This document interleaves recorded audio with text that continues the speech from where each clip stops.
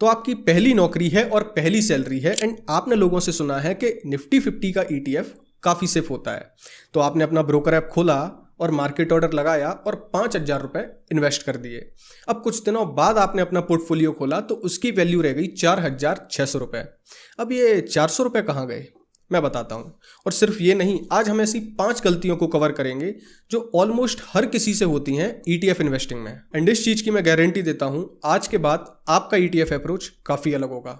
देखते रहिए। लेकिन उससे पहले अगर आप मुझे इस चैनल पर पहली बार देख रहे हैं तो मेरा नाम है पीयूष। इस चैनल के माध्यम से मैं अपनी सारी फाइनेंशियल लर्निंग्स आपके साथ शेयर करता हूं। इस चैनल पर हम SIP, mutual funds, ETF, investing, salary management ऐसे टॉपिक्स पर वीडियोस बनाते हैं। अगर आपको वीडियो अच्छा लगे तो प्लीज़ वीडियो को लाइक करिए एंड चैनल को सब्सक्राइब करिए। आपके लिए सब्सक्राइब करना फ्री है, लेकिन आपके एक सब्सक्राइब करने से मुझे ऐसी वीडियोस बनाने का काफ़ी मोटिवेशन मिलता है। तो बात करते हैं ETF की। ETF means exchange traded funds. अब ये नाम आपको काफ़ी कॉम्प्लिकेटेड लग रहा होगा, लेकिन इसे इजी भाषा में समझते हैं। तो निफ्टी 50 का ETF है, उसके एग्जांपल से इस चीज़ को समझेंगे। तो ETF यानी कि एक्सचेंज, यानी कि जो एक्सचेंज है इंडिया में वो 2 हैं, NSE एंड BSE। तो एक्सचेंज ट्रेडेड फंड्स यानी कि कोई फंड है जो एक्सचेंज पर ट्रेड हो रहा है, वो है ETF। तो निफ्टी 50 का अगर ETF एक्सचेंज पर ट्रेड हो रहा है, इसका मतलब ये है ETF एक बास्केट है जिसमें निफ्टी 50 के सारे शेयर्स शामिल हैं। अब ये 50 कंपनीज के शेयर की बास्केट एक्सचेंज पर ट्रेड हो रही है। इसे हम एक शेयर की तरह खरीद और बेच सकते हैं। ये है पूरी ETF की कहानी। अब आप ETF इसलिए चूज करते हो क्योंकि आपने सुना है कि ETF सेफ होते हैं, इंडेक्स को फॉलो करते हैं एंड इनका एक्सपेंस रेशियो एक्टिव फंड के मुकाबले काफी कम होता है। एंड ये सब सच है, लेकिन प्रॉब्लम तब आती है जब आप ETF खरीदने जाते हो और आपको ETF खरीदने का मेथड कोई नहीं बताता। एंड आज हम एग्जैक्टली वही कवर करेंगे। एंड वीडियो के एंड में मैं आपको वो सारी प्रोसेस बताऊंगा कि एक ETF को खरीदने से पहले आपको उसमें क्या देखना चाहिए एंड कैसे फिर उस ETF को आपको खरीदना चाहिए। तो पहली गलती है मार्केट ऑर्डर से ETF खरीदना। तो जब अभी आपने 5,000 रुपये इन्वेस्ट किए थे और उसमें से जो 400 रुपये गायब हुए थे, उसका मेन रीजन यही है।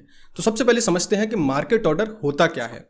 इसे मैं आपको एक एग्जांपल से समझाता हूँ। फॉर एग्जांपल, आप मार्केट में आलू लेने गए एंड आलू का भाव है 20 रुपये पर केजी। तो आप मार्केट जाते हो, आपने देखा कि मार्केट में भाव जो चल रहा है वो 20 रुपये पर केजी हर दुकानदार दे रहा है। तो मार्केट ऑर्डर का मतलब ये है, आपने सीधा दुकानदार को बोला कि मुझे 5 किलो आलू दे दे।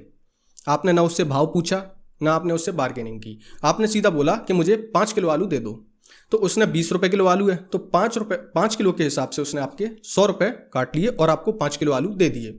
ये है मार्केट ऑर्डर। अब दूसरा ऑर्डर होता है लिमिट ऑर्डर। लिमिट ऑर्डर का मतलब होता है, आप मार्केट गए, आपने देखा कि आलू का भाव चल रहा है 20 रुपये पर केजी। तो आप दुकानदार को बोलते हो कि यार 20 रुपये में मुझे आलू सही नहीं लग रहे, अगर तुझे देना है तो मैं 18 रुपये के हिसाब से 5 किलो आलू ले लूंगा।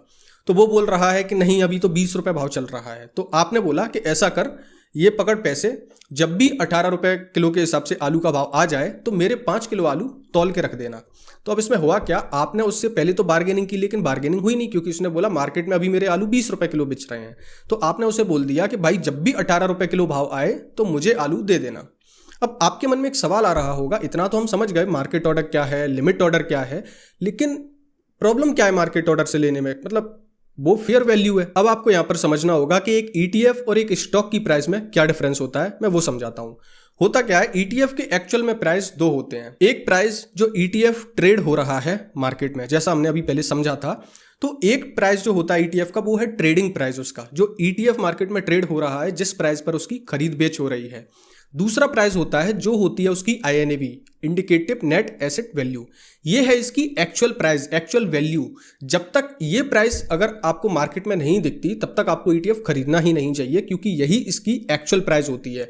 इसका मतलब ये है कि मार्केट में एक्चुअल जो भाव होना चाहिए आलू का वो है 18 रुपये, लेकिन मार्केट में 2 रुपये प्रीमियम पर आलू बिच रहा है और आप सीधा जाके मार्केट ऑर्डर लगाते हो, 20 रुपये में 20 रुपये किलो के हिसाब से आलू ले लेते हो। लेकिन उससे पहले आप ये समझो, एक ETF के 2 प्राइस होते हैं, एक जो मार्केट में ट्रेड होता है, दूसरा जो फंड हाउस आपको बताता है। किसी भी फंड हाउस का आप ETF खरीदते हो तो वो आपको हमेशा बताता है कि इसकी INAV कितनी है, यानी कि इसकी आज की वैल्यू इतनी होनी चाहिए, वही उसकी एक फेयर प्राइस होती है एंड उसी पर आपको हमेशा बाय करना चाहिए। अब दूसरी गलती है लो वॉल्यूम। अब ये कोई ETF में प्रॉब्लम नहीं होती, ये एक्चुअल में जो सारे ETF होते हैं उनके साथ एक प्रॉब्लम अटैच हो जाती है। अब इसे समझते हैं। लो वॉल्यूम को मैं अगर आपको एक एग्जांपल से समझाऊं तो फॉर एग्जांपल आप एक प्रॉपर्टी लेना चाहते हो, आप एक प्लॉट लेना चाहते हो। अब दो मार्केट हैं, एक मार्केट ऐसा है जहां पर बेचने वाले काफ़ी ज़्यादा हैं एंड खरीदने वाले भी काफ़ी ज़्यादा हैं। यहाँ पर आप अगर खरीदने जाओगे तो आप सीधा पैसा पे करोगे एंड आपको वो प्लॉट आराम से मिल जाएगा। एंड जब आप बेचना चाहोगे तो जो भी मार्केट में प्राइस मिल रही है आप उस प्राइस पर आराम से बेच सकते हो, जो कि उसकी फेयर वैल्यू होगी।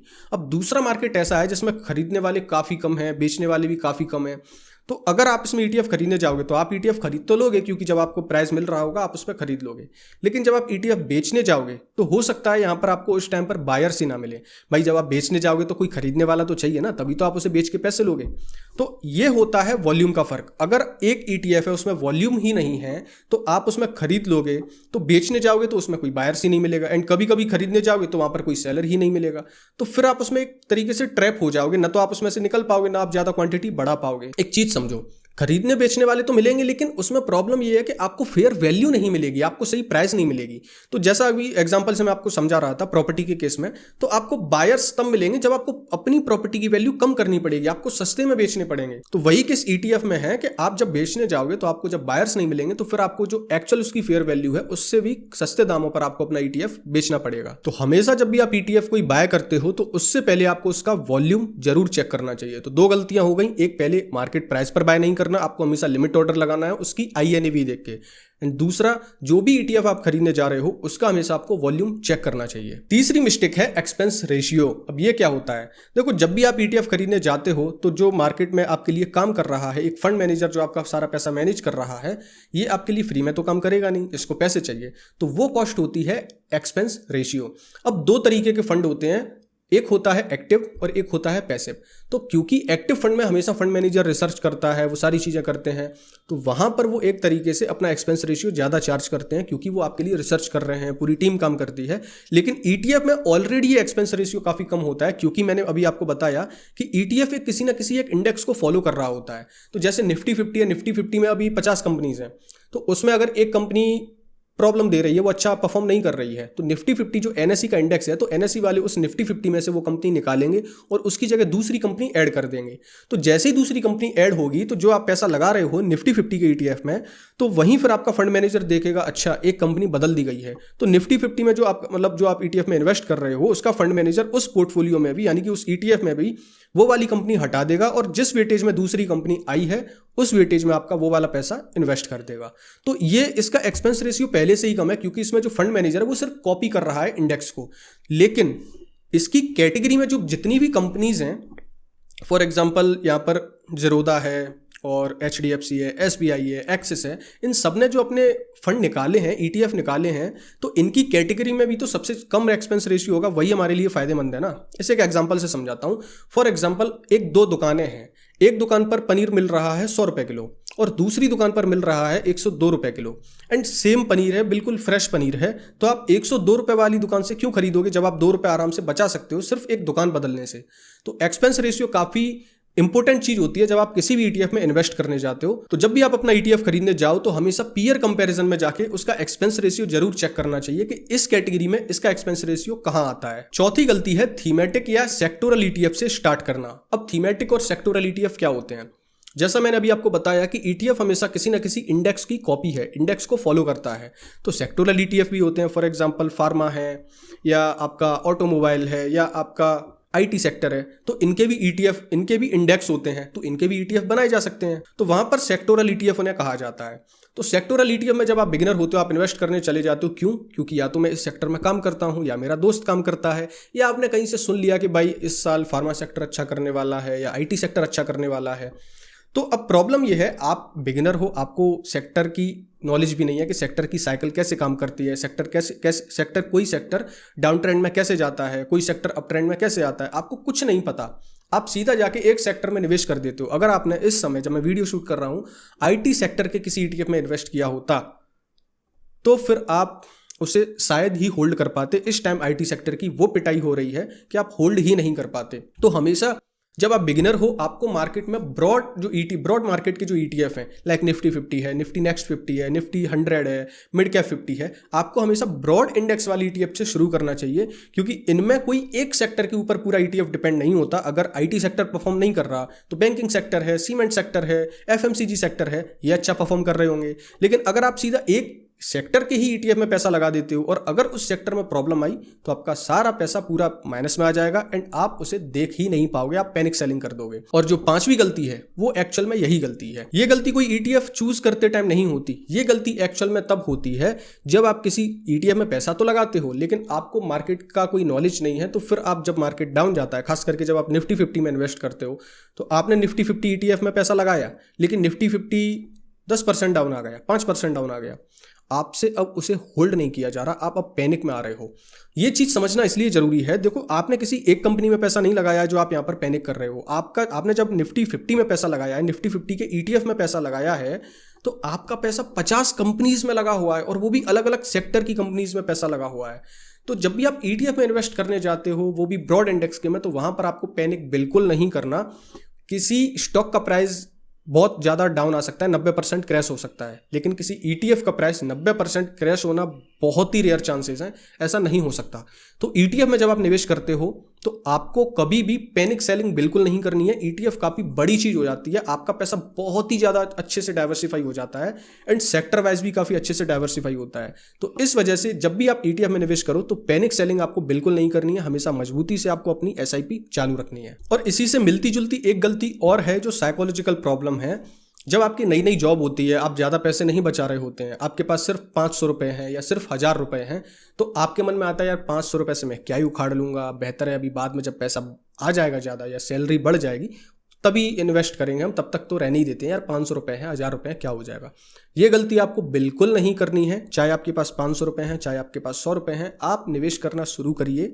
धीरे धीरे आपकी सैलरी बढ़ जाएगी या आपके पास और कहीं से पैसा आ जाएगा, होपफुली काफ़ी जल्दी पैसा आ जाए। तो आपकी जब सैलरी बढ़ जाएगी तो आप ज़्यादा निवेश करिए, लेकिन आप एक डिसिप्लिन फॉलो करिए। आप पहले निवेश करना शुरू कीजिए और इन्वेस्टिंग में अपना पहला कदम रखिए। तो यहाँ पर एक वेबसाइट है जिसमें हम स्क्रीनर के थ्रू यहाँ पर सारी जो ETF हैं उनको कंपैरिजन कर सकते हैं। इस वेबसाइट का नाम है trendline.com।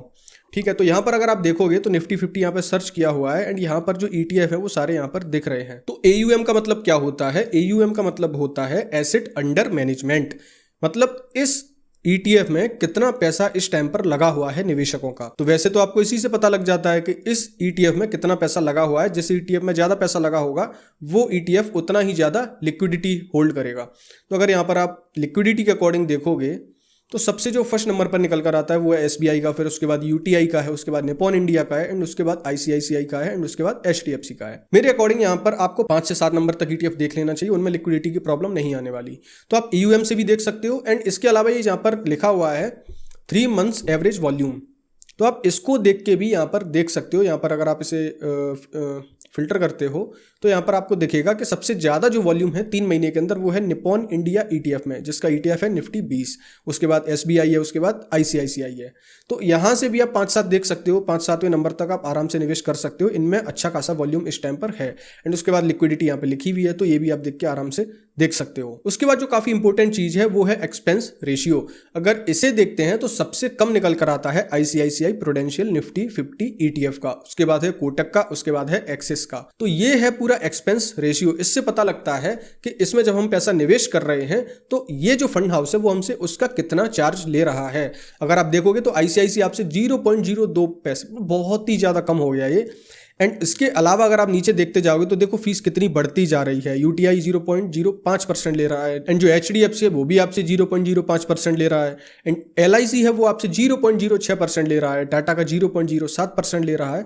तो ये है एक्सपेंस रेशियो। इसके अलावा एक चीज़ और होती है वो है ट्रैकिंग एरर।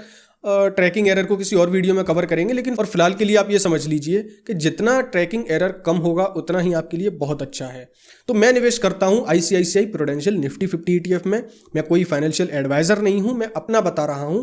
इसको आप किसी भी इन्वेस्टमेंट की सलाह मत ले लेना कि आपको भी इसमें निवेश करना है। अब कैसे इसमें निवेश करता हूं, अब मैंने जो आपको एक चीज़ और बताई थी वो थी INAV, अब उसे बताता हूँ वो आपको कैसे देखनी है। तो ये मैं ICICI की ETF की वेबसाइट पर आ गया हूँ। यहाँ पर जितने भी ICICI के अंदर सारे जो ETF है उनकी लिस्ट है और उनकी INAV आपको यहाँ पर दी गई है। तो ये है आपकी INAV एंड इसके अलावा इस साइड जो आपके ETF लिखे हुए हैं। तो यहाँ पर हम निफ्टी 50 के ETF की INAV देखते हैं। तो यहाँ पर ये रहा निफ्टी 50 ETF। तो इसकी जो INAV है वो है 271.38 पैसे। तो ये है इसकी एक्चुअल फेयर वैल्यू, यानी कि अगर आपको जब मार्केट में ETF खरीदने जाओ तो आपको अगर इस प्राइस पर ये ETF मिलता है, तो जब आपको ICICI निफ्टी 50 के ETF की प्राइस अपने ब्रोकर ऐप में 271.32 दिखती है, तब वहां पर आपको इस प्राइस पर लिमिट ऑर्डर पंच करना है। तो वहां से फिर आप इसकी सही वैल्यू पर बाय कर पाओगे। तो अगर आपको ETF खरीदना है तो INAV प्राइस का आपको लिमिट ऑर्डर लगाना है, यही ETF बाय करने का सही तरीका है। अच्छा, अब इससे आपके मन में एक सवाल आ रहा होगा कि यार ऐसा होता क्यों है कि इसके दो प्राइस हैं? तो ऐसा होता इसलिए है कि ये फंड है पूरा, लेकिन इसे आप ETF यानी कि एक्सचेंज ट्रेडेड फंड के थ्रू आप मार्केट से डायरेक्ट प्राइस पर खरीद सकते हो, लेकिन जो पैसा है वो तो आपका निफ्टी 50 कंपनीज में इन्वेस्ट किया जा रहा है ना, तो उस एक यूनिट का वैल्यू अलग होता है। मार्केट में ही डिमांड एंड सप्लाई पे चलता है, तो जैसे अगर डिमांड ज्यादा आ गई तो वहां पर फिर इसका प्राइस ऊपर निकल जाएगा, तो INAV जिसकी एक्चुअल वैल्यू है इससे भी ऊपर निकल जाएगा, लेकिन फिर धीरे धीरे प्राइस वहां पर सेटल हो जाता है थोड़े टाइम बाद। तो इसकी वजह से ETF को आपको कभी भी मार्केट ऑर्डर पे बाय नहीं करना है, हमेशा उसे लिमिट ऑर्डर लगाकर ही खरीदना है। अच्छा, वीडियो एंड करने से पहले मेरा आप लोगों से एक सवाल है कि ऐसी और कौन सी गलती है ETF इन्वेस्टिंग में जो मैंने इस वीडियो में मिस कर दी हैं, लेकिन लोग अक्सर उन गलतियों को करते रहते हैं जब भी वो ETF में इन्वेस्ट करते हैं। मैं जानना चाहता हूं कि आपको ETF इन्वेस्टिंग की कितनी नॉलेज है, तो कमेंट सेक्शन में अपना जवाब जरूर देना। इसी के साथ मैं वीडियो एंड करता हूं। अब आपसे मुलाकात होगी अगली वीडियो में, तब तक के लिए अपना ख्याल रखिए।